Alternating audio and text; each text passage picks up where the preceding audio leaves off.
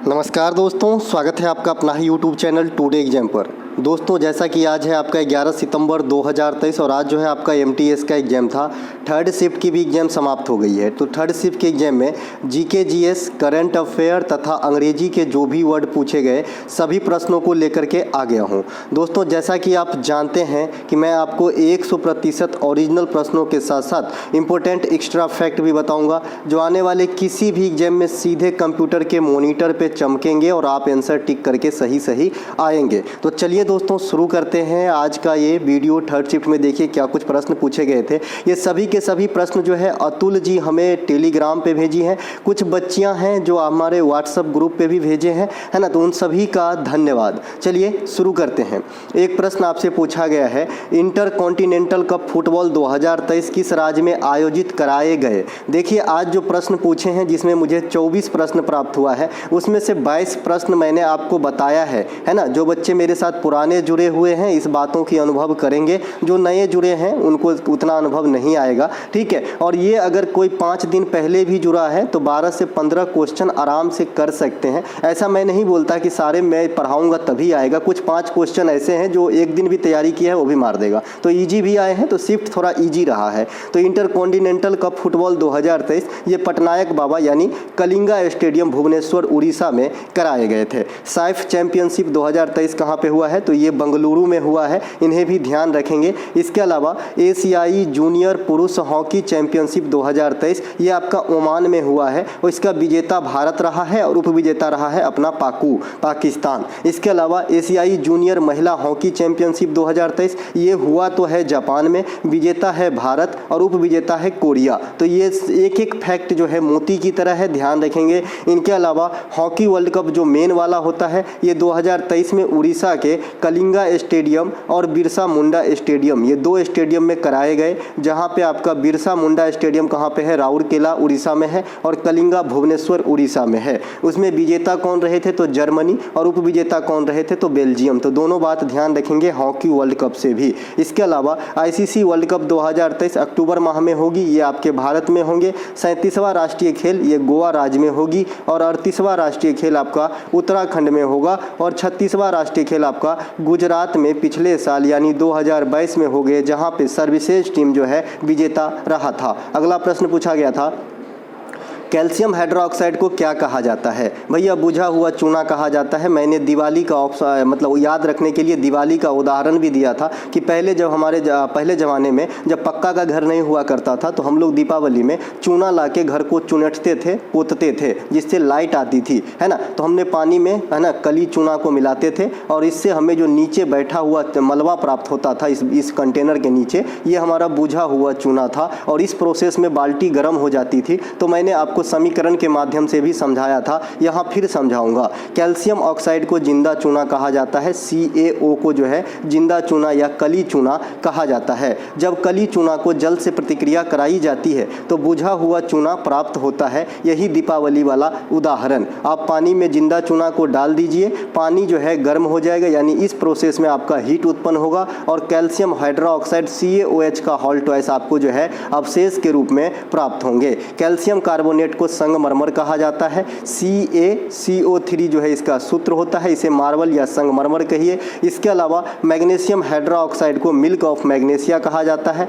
MgOH का hall twice ये magnesium hydroxide है, इसे मिल्क ऑफ मैग्नीशिया कहा जाता है। जिसको अम्लता का शिकायत होता है पेट में तो डॉक्टर इस कंपोजिशन वाली दवाई को सिलेक्ट करते हैं। इसके अलावा सोडियम बाइकार्बोनेट को खाने वाला सोडा कहा जाता है। NaHCO3 इसका सूत्र होता है। इसके अलावा सोडियम कार्बोनेट को धोने वाला सोडा कहा जाता है। इसका सूत्र आपका होता है Na2CO3 होता है और फिर 10H2O लिखना बहुत ज़रूरी है इसके साथ, नहीं तो गड़बड़ हो जाएगा। इसके अलावा कास्टिक सोडा को सोडियम हाइड्रोक्साइड कहा जाता है। NaOH होता है हाइड्रोक्साइड, है ना। तो सोडियम हाइड्रोक्साइड कास्टिक सोडा को कहते हैं।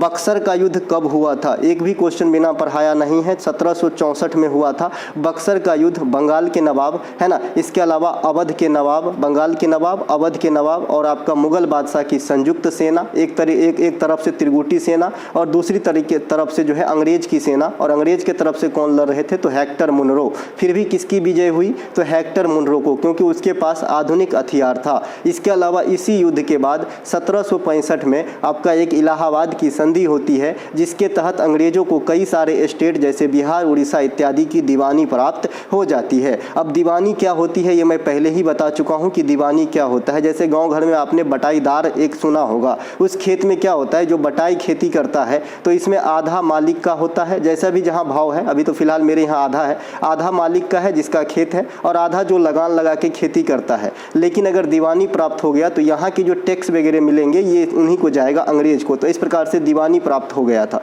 इसके अलावा पलासी का युद्ध 1757 में हुआ था, जो बंगाल के नवाब सिराजुद्दौला और रॉबर्ट क्लाइव के बीच में हुआ था। अगर आपसे कोई कभी पूछे कि बंगाल का वास्तविक नवाब जो है कौन थे, तो भाई सिराजुद्दौला। ये कभी भी अंग्रेज के अंडर रह के काम नहीं किया था, ये स्वतंत्र शासक थे। इसके अलावा अच्छा एक चीज़ और बताना जरूरी है, जो इलाहाबाद की संधि हुई है तो आपको ऐसा न लग जाए कि मुनरो के बीच में हुआ था, ऐसा कतई नहीं है, है ना। क्लाइव और आपका अंग्रेज, क्लाइव तो अंग्रेजी था, क्लाइव और आपका जो है ये जो मुगल बादशाह उस समय का, तो इनके साथ हुआ था। ठीक है भाई, ध्यान रखेंगे। इसके अलावा अगला हमारा प्रश्न है कि 2011 जनगणना के अनुसार दूसरी सर्वाधिक लिंगानुपात वाला राज्य कौन सा है? मुझे पता है एग्जामिनर जब थक जाता है पहला पूछना और लास्ट पूछना तो दूसरा और सेकंड लास्ट पूछ लेता है, इसीलिए मैं हमेशा आपको जो जनगणना है वो ग्राफिकल मोड में ही आपको पढ़ाया है, ताकि आपको एक से अधिक चीज़ याद रह पाए। अगर भारत में समग्र लिंगानुपात की बात करें तो 943 है, वहीं शहरी क्षेत्र में 929 है और ग्रामीण क्षेत्र में 949 है। तो बात आती है जब सर्वाधिक लिंगानुपात वाले राज्यों की, तो ये आपका केरल हो जाता है और दूसरा सबसे अधिक लिंगानुपात तमिलनाडु में है। ये इस क्वेश्चन के राइट आंसर थे। इसके अलावा सबसे कम लिंगानुपात की बात करेंगे तो हरियाणा, दूसरा सबसे कम लिंगानुपात जम्मू कश्मीर का था, लेकिन फिलहाल यहाँ की मामला बदल गई है क्योंकि ये अब केंद्र शासित प्रदेश बन गई है। इसके अलावा जनगणना 2011 में सबसे अधिक सेक्स रेशियो अगर केंद्र शासित प्रदेश की बात करेंगे तो आपका पुदुचेरी का हो जाएगा। लिटरेसी रेट में अगर हम बात करें तो सबसे अधिक केरल की होगी और यूटी में लिटरेसी रेट की बात करें तो सबसे अधिक जो है ये आपका लक्षद्वीप का होगा। तो दोनों बात ध्यान रखेंगे। अगर ओवरऑल सबसे अधिक जनसंख्या घनत्व कहे तो दिल्ली में होगा, केंद्र शासित प्रदेश में भी कहे तो दिल्ली में होगा, और राज्य में अगर सबसे अधिक जनसंख्या घनत्व डेंसिटी की बात करें तो बिहार में होगा। तो ये सभी बात ध्यान रखेंगे भैया मेरे। इसके अलावा लता मंगेशकर को भारत रत्न कब दिया गया था? सब दिन बताते आए, 21 सांस में 6 आदमी को, लता बापन, एम सुब्बालक्ष्मी, रविशंकर साहब, लता मंगेशकर, भीमसेन जोशी और बिस्मिल्लाह खां और भूपेन हजारिका। तो ये 6 ही कैरेक्टर हैं जो संगीत के क्षेत्र में आपका भारत रत्न अचीव कर चुके हैं। तो लता दीदी को 2001 में दिया गया था। लता दीदी को स्वर कोकिला भी कहा जाता है। लता दीदी का पहला जो प्लेबैक सिंगिंग के रूप में गीत रिकॉर्ड किए गए थे ये मराठी भाषा में थे, इन्हें भी ध्यान रखेंगे। लता दीनानाथ मंगेशकर पुरस्कार के प्रथम विजेता नरेंद्र मोदी साहब है। जो मेरे अंदर है सारा पिटारा खोल दूंगा, है ना भैया, उस कुर्सी तक जाना है आपको। 2001 में शहनाई के प्रसिद्ध वादक बिस्मिल्लाह खान को भारत रत्न दिया गया था। बिस्मिल्लाह खान बिहार के डुमरांव के रहने वाले थे, ये बात भी ध्यान रखेंगे, शहनाई प्ले करते थे। भारत रत्न सबसे पहले कर्नाटक संगीत के मशहूर गायिका एम सुब्बालक्ष्मी जी को दिया गया था 1998 में। इसके अलावा पंडित रविशंकर साहब को 99 में। पंडित रविशंकर साहब ही है कि भारत के लिए 1968 में पहली बार ग्रैमी अवार्ड जीता वेस्ट मीट्स ईस्ट के लिए। इसके अलावा पंडित रविशंकर साहब सितार प्ले करते थे। 2009 में पंडित भीमसेन जोशी जी को दिया गया जो किराना घराना से संबंधित है और कर्नाटक राज्य से बिलोंग करते हैं। 2019 में भूपेन हजारिका साहब को दिया गया। भूपेन हजारिका साहब के नाम पे ही इंडिया में नदी के ऊपर सबसे बड़ी पुल ढोला सादिया ब्रिज, जिसे भूपेन हजारिका ब्रिज भी कहा जाता है। इसके अलावा भारत रत्न की शुरुआत 1954 में हुआ था। प्रथम विजेता हमारे देश के प्रथम उपराष्ट्रपति और सेकंड राष्ट्रपति डॉक्टर एस राधाकृष्णन, इन्हीं के जन्म पे 5 सितंबर को हम टीचर्स डे सेलिब्रेट करते हैं, तो इनको दिया गया था। इनके एक पुस्तक है हिंदू क्यू ऑफ लाइफ, तो ये बात भी ध्यान रखेंगे।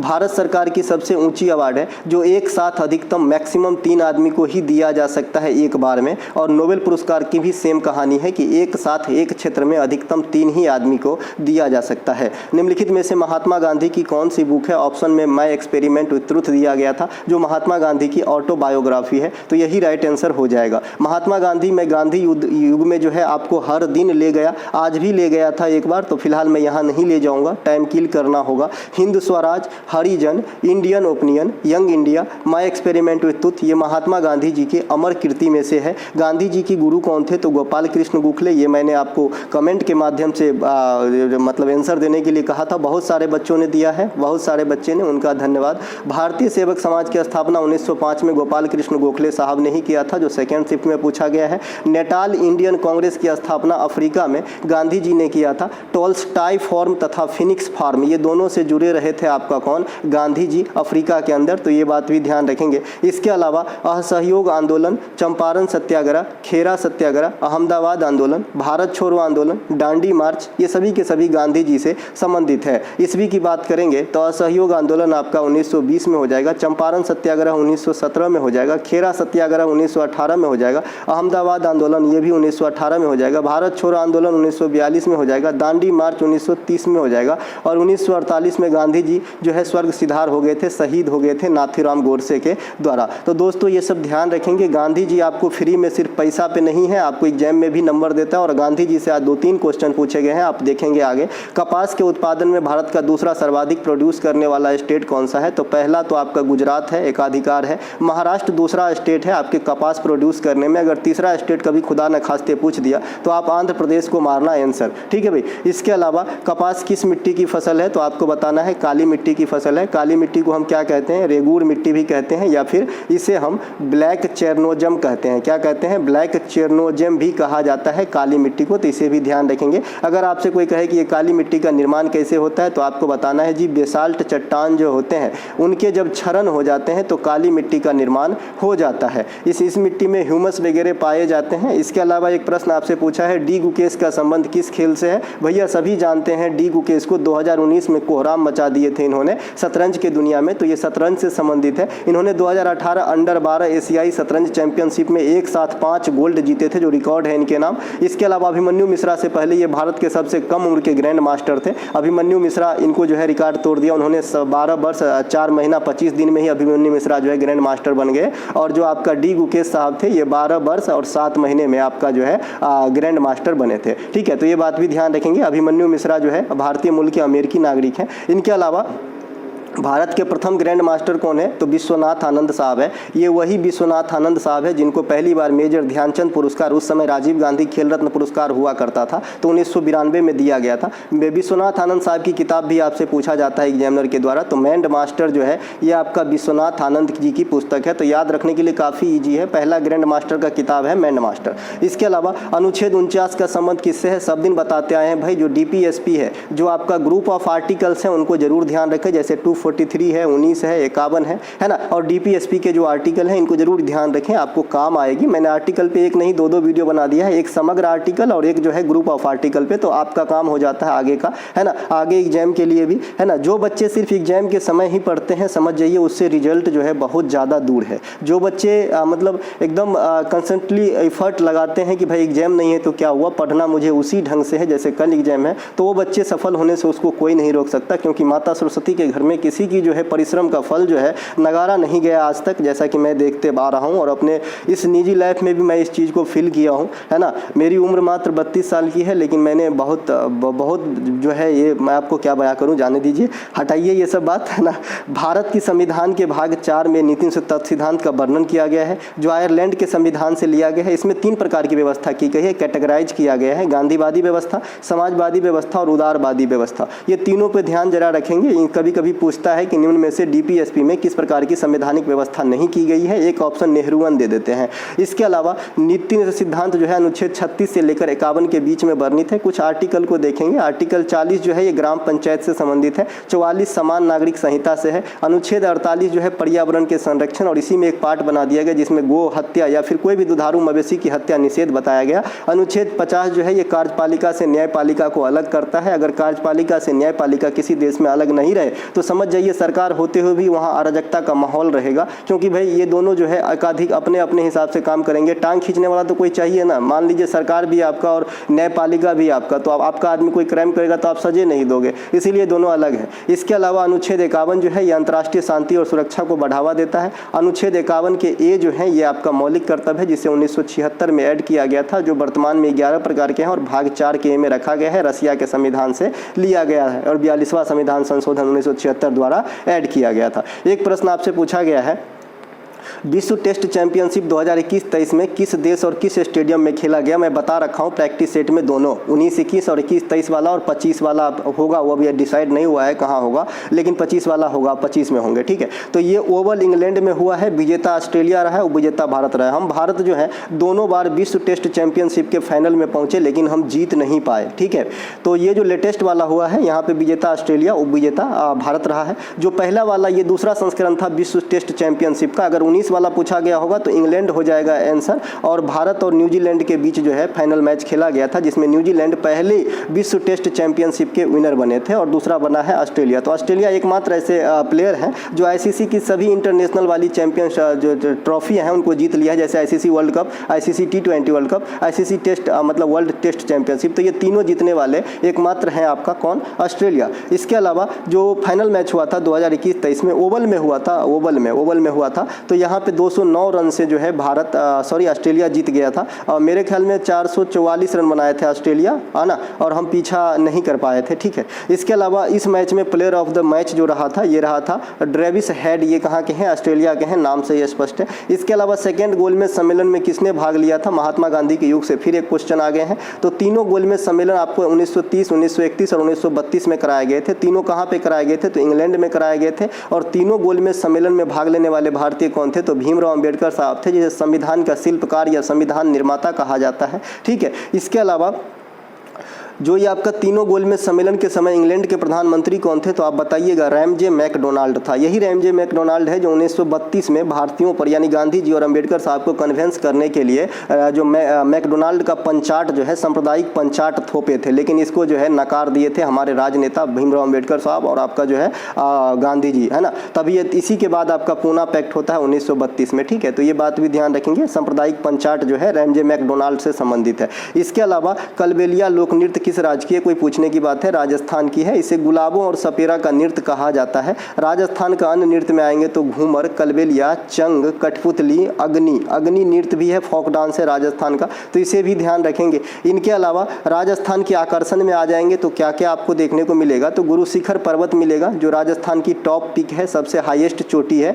और अपने आप में ये अरावली पर्वत की भी सबसे ऊंची चोटी है। अरावली पर्वत जो है ये दुनिया में सबसे लंबी सबसे पुरानी पर्वत श्रृंखला है, माफ कीजिएगा, सबसे पुरानी पर्वत श्रृंखला है। थार मरुस्थल जो इंडिया की सबसे बड़ी मरुस्थल है, ये आपको राजस्थान में ही देखने को मिलेगा। इसका कुछ पार्ट पाकिस्तानी इलाके में तक जो है छू जाती है ना। इसके अलावा जो विश्व की सबसे बड़ी मरुस्थल है ये आपका सहारा है, जो उत्तरी अफ्रीका में है। और एशिया की सबसे बड़ी मरुस्थल जो है ये मंगोलिया में है ना। गोबी नाम है इसका, और इसके कुछ पार्ट चाइना में भी आते हैं, तो ये बात ध्यान रखेंगे, है ना। इसके अलावा आपको हवा महल मिलेगा, उदयपुर का झील मिलेगा, जयपुर शहर मिलेगा। ये सब कहाँ मिलेगा? आपको राजस्थान में मिलेगा। विजय स्तंभ है, ये आपका राणा कुंभा ने बनवाया था। विजय स्तंभ राणा कुंभा के द्वारा बनवाया गया था, जब राजपूत को विजय होती है 1440 में अलाउद्दीन खिलजी पर, तब बनवाए थे, ठीक है भाई। इसके अलावा पहली बार लोकसभा का इलेक्शन कब हुआ था? पूछा गया है, आज ही बताए थे, 1951-52 में हुआ था। अभी हमारा 17वीं लोकसभा चल रहा है, 2019-2024 में जो अगले साल है पीएम की इलेक्शन होंगी। लोकसभा भारतीय सदन की निम्न सदन होती है, इसमें एंट्री के लिए न्यूनतम उम्र 25 वर्ष रखा गया है, और राज्यसभा में 30 वर्ष। लोकसभा का कार्यकाल 5 वर्षों का होता है, राज्यसभा का कार्यकाल परमानेंट होता है, तो ये सब बात ध्यान रखेंगे। इनके अलावा सिरपुर महोत्सव का आयोजन कहाँ किया जाता है? ये आपसे एग्जामिनर ने क्वेश्चन किया है। तो सिरपुर महोत्सव आपका छत्तीसगढ़ में किया जाता है, बता रखे हैं। सिरपुर हो, सैला हो, कर्मा हो, बस्तर दशहरा हो, ये सभी के सभी आपके छत्तीसगढ़ के जो है प्रमुख महोत्सव और नृत्य में से है। तो छत्तीसगढ़ के अन्य त्यौहार की बात करें तो आपका सैला हो जाएगा, कर्मा हो जाएगा, राउत नाचा, पंडवानी, बस्तर दशहरा, ये सभी के सभी आपके छत्तीसगढ़ के प्रमुख आकर्षण बिंदु है। इसके अलावा पंडवानी की प्रमुख गायिका कौन है? सुश्री तीजन बाई है, तो इन्हें भी ध्यान रखेंगे। इनके अलावा छत्तीसगढ़ 2000 ईस्वी में मध्य प्रदेश से कटकर अलग हुआ था। उसी के साथ झारखंड बिहार से और उत्तराखंड उत्तर प्रदेश से। ध्यान रहे उत्तराखंड पहले नहीं बना था, पहले उत्तरांचल बना था। बाद में इसके संविधान संशोधन के द्वारा इसका नाम चेंज कर दिया गया, उत्तरांचल से उत्तराखंड बना दिया गया। इसके अलावा फैक्टर कॉस्ट क्या होता है ये आपसे पूछ लिया है किसी ने, एग्जामिनर ने पूछा और क्या नहीं। तो फैक्टर कॉस्ट क्या होता है? यह किसी वस्तु या सेवा के उत्पादन में उपभोग या उपयोग किए गए उत्पादन के सभी कारकों की मूल्य है। जैसे एक साबुन है तो इस साबुन को पहले तो रॉ मटेरियल लाया होगा, फिर इस पे मजदूरी वगैरह लगे होंगे, फिर जो भी इस पे कॉस्ट आएगा ना अंतिम उत्पाद, इसे फैक्टर कॉस्ट कहा जाता है। इसके अलावा मूल कीमत क्या होती है? कारक लागत। यानी फैक्टर कॉस्ट में जब उत्पादन कर यानी आप इस पे जो टैक्स लगाएंगे सरकार, इसको जोड़ के उत्पादन सब्सिडी यानी जो उत्पादन करने पे सब्सिडी मिलेगा, रिटर्न मिलेगा उस प्रोड्यूसर को, तो ऐसे चीज़ को हम मूल कीमत कहते हैं। भैया एक एक बात समझ लेना। मान लीजिए यहाँ आपने एक फैक्ट्री लगाया, एक साबुन बनाया, तो एक साबुन बनाया तो फैक्टर का लागत तो ये हो गया, जो भी इस पर लागत लगी, चाहे तो श्रम लागत लगी हो या फिर रॉ मटेरियल में लगी हो। इसके अलावा जो सरकार आपको टैक्स इम्पोज करेगा इसको जोड़ देना है, और सरकार जो आप पे रह दिखाएंगे, कुछ आपको छूट देगा, उसको घटा देना है, तो आपका हो जाएगा मूल कीमत। बाजार मूल्य क्या होता है कि मूल मूल्य, अब ये मूल मूल्य अब जो सूत्र है यहाँ पे ऐड कर दीजिए, जो मूल मूल्य होता है उस पर उत्पाद कर जोड़ दिया जाता है और माइनस उत्पादन सब्सिडी अगर कर दिया जाए तो आपका क्या होता है ना, ये हो जाएगा आपका बाजार मूल्य। भाई एक बार तो वो जो बनाया उस पर टैक्स लगाया, अब बेचेंगे तो उस पर भी टैक्स लगाता है ना, आपको लिखा रहता है ना मैक्सिमम रिटेल प्राइस, है ना। टैक्स आप भरते हो या अप्रत्यक्ष टैक्स होता है, जो आप भरते तो आप हो लेकिन जमा कौन करता है? वो उत्पादन का मालिक।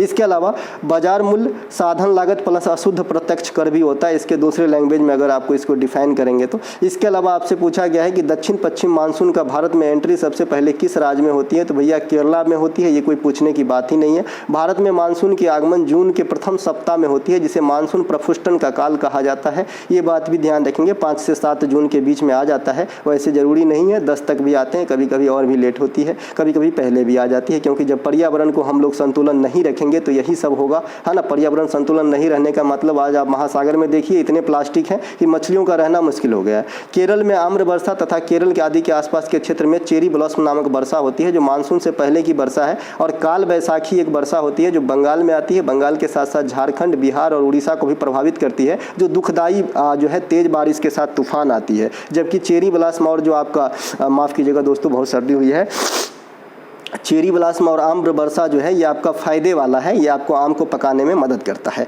इसके अलावा और जो चेरी ब्लॉसम है वो कॉफ़ी की फसल के लिए अच्छा होता है। इसके अलावा ठंडी की महीना में पंजाब हरियाणा या फिर यूँ कहे कि जो आपका ये वाली पार्ट है इंडिया का, यानी पश्चिम उत्तर, है ना, तो यहाँ पे जो वर्षा होती है ये पश्चिमी विक्षोभ के कारण होती है। और ये पश्चिमी विक्षोभ कहाँ से उत्पन्न होती है? तो भूमध्य सागर से। जो रबी के फसल यानी मसूर, ना जो भी गेहूँ वगैरह हैं, इनके लिए लाभदायी सिद्ध होती है। भारत में वर्षा का अधिकांश भाग अरब सागर से आता है, लगभग 60%, और 40% जो है आपका बंगाल के खाड़ी से आता है। इसके अलावा अरब सागर और बंगाल की खाड़ी दोनों हिंद महासागर में स्थित है, और इसके अलावा एक अंडमान सागर भी है, वो भी हिंद महासागर का ही पार्ट है। तो ये बात भी ध्यान रखेंगे। एक आपसे पूछा गया था कि दक्षिणी चीन सागर ये किसके पार्ट है? तो चीन सागर जो है प्रशांत महासागर के पार्ट है। इसके अलावा भूमध्य सागर किसके पार्ट है? तो आप कहिएगा अटलांटिक महासागर के पार्ट है। जहाँ अरब सागर में लक्षद्वीप स्थित है, वहीं बंगाल की खाड़ी में अंडमान निकोबार द्वीप समूह स्थित है। ये बात भी ध्यान रखेंगे। विश्व में सबसे अधिक वर्षा आपका मासीन राम में होती है, जहाँ कहाँ पे है? मेघालय में। मेघालय में गारो, खासी और जयंतिया पर्वतमाला भी है और जनजाति भी है। इसके अलावा गांधी जयंती से रिलेट करके एक प्रश्न पूछा गया था, किसी संघ को रिलेट किया गया था, इसकी लैंग्वेज में पढ़ नहीं पाया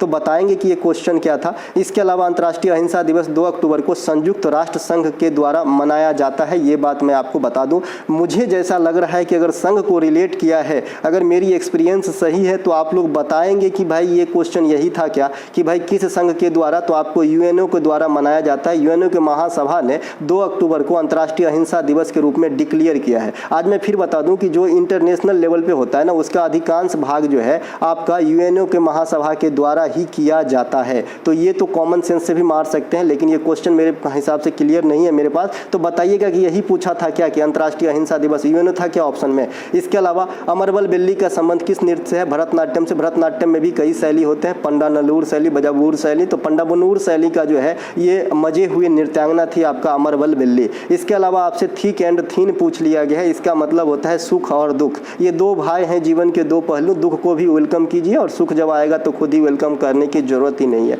ठीक है भैया, तो ये सुख और दुख होता है आपका थिक एंड थीन का। इसके अलावा आपको जियोपार्डी पूछा गया है, जियोपार्डी का मतलब खतरा से होता है, नीरस से होता है। इसके अलावा डिसहेबल्ड का सिनोनिम पूछा गया है, तो डिसहेबल्ड का मतलब होता है अस्त व्यस्त, हेल्टर स्केल्टर का मीनिंग देता है, अनटीडी भी हो जाएगा। इसके अलावा अस्थि मज्जा के निर्माण में कौन भाग लेते हैं, या तो ऐसा प्रश्न पूछा है, या फिर अस्थि मज्जा के रिपेयरिंग, अस्थि मज्जा से किसकी निर्माण होती है ऐसा पूछा है, या फिर अस्थि मज्जा के रिपेयरिंग में किस कोशिका का प्रयोग होता है ऐसा प्रश्न पूछा है। ठीक है, 2-3 क्वेश्चन तो हमेशा क्लियर नहीं रहेगा ना, स्टूडेंट को पूरा याद नहीं रह पाता है भाई, है ना। तो अगर अस्थि मज्जा से क्या निर्मित होती है तो आप बताएंगे ब्लड सेल। जैसे आरबीसी का निर्माण कहाँ से होता है, अस्थि मज्जा से। इसके अलावा अस्थि मज्जा जब रिपेयर किया जाता है, अस्थि मज्जा को अपने आप में खुद को रिपेयर करते हैं तो स्टेम सेल से भी कर सकते हैं। तो आप लोग बताएंगे कि क्या था ऑप्शन में, लाल रक्तकण का निर्माण अस्थि मज्जा में होती है। इसका जो आपका जीवन काल है 20 से 120 दिन है, ये बात भी आपको ध्यान रखना है। निम्नलिखित में से कौन सा माइक्रो फाइनेंस कंपनी का उदाहरण है, ऐसे प्रश्न आपसे पूछे हैं। माइक्रो फाइनेंस से आज तीनों शिफ्ट में क्वेश्चन पूछे गए, तो आरबीआई जो है इसके